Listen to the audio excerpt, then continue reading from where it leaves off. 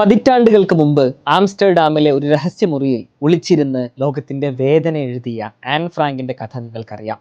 എന്നാൽ അതേ ആൻ ഫ്രാങ്കിന്റെ വിധി ഇന്നും ഏറ്റുവാങ്ങുന്ന ദശലക്ഷക്കണക്കിന് കുട്ടികൾ നമുക്ക് ചുറ്റുമുണ്ടെന്ന സത്യം നിങ്ങൾക്കറിയാമോ? ചരിത്രം മാഞ്ഞു പോയിട്ടില്ല, അത് ആവർത്തിക്കുകയാണ്. ഇന്ന് ഡിസംബർ 18 അന്താരാഷ്ട്ര കുടിയേറ്റ ദിനം. ലോകത്തിലെ ആകെ കുടിയേറ്റക്കാരിൽ 36 ദശലക്ഷത്തിലധികം കുട്ടികളാണ് എന്ന സത്യം നിങ്ങൾക്കറിയാമോ? അതായത് ഓരോ 8 കുടിയേറ്റക്കാരിലും ഒരാൾ ഒരു കുട്ടിയാണ്. ഓർമ്മയുണ്ടോ തുർക്കിയിലെ കടൽ തീരത്ത് മുഖം മണ്ണിലമർന്ന് കിടന്ന ഐലൻ കുർദി എന്ന ബാലന്റെ ചിത്രം? ലോകത്തിന്റെ ഉറക്കം കെടുത്തി. പക്ഷേ ഐലൻ കുർദി ഒരു തുടക്കം മാത്രമായിരുന്നു. രാഷ്ട്രീയമായ വടംവലികൾക്കിടയിൽ ഇന്നും മെഡിറ്ററേനിയൻ കടലിന്റെ ആഴങ്ങളിൽ മാഞ്ഞു പോകുന്ന ആയിരക്കണക്കിന് കുഞ്ഞുങ്ങളുടെ സ്വപ്നങ്ങൾ ആരും ചർച്ച ചെയ്യുന്നില്ല.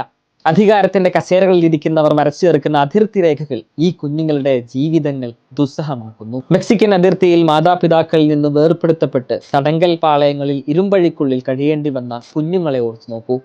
കുടിയേറ്റം തടയാൻ ഭരണകൂടങ്ങൾ സ്വീകരിക്കുന്ന സീറോ ടോളറൻസ് പോളിസി എങ്ങനെയാണ് പിഞ്ചു കുഞ്ഞുങ്ങളെ കുറ്റവാളികളാക്കുന്നത്?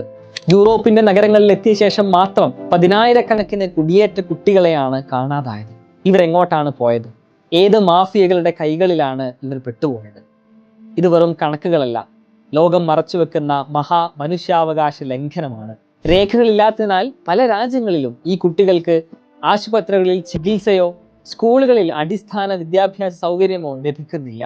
പിടിക്കപ്പെടുമെന്ന ഭയത്താൽ കഴിയുന്ന ഈ കുട്ടികൾ വർത്തമാനകാലത്തെ ആൻ ഫ്രാങ്കുമാരല്ലേ? അധികാരത്തിന്റെ ഭൂപടങ്ങളിൽ എന്തുകൊണ്ടാണ് ഈ കുട്ടികളുടെ കണ്ണീരിന് ആരും വില നൽകാത്തത്? ആഘോഷങ്ങൾക്കിടയിലും ഈ നിശബ്ദത നിങ്ങളെ ഭയപ്പെടുത്തുന്നില്ലേ? ഇനിയും എത്ര കാലം ഈ നിഗൂഢത തുടരും?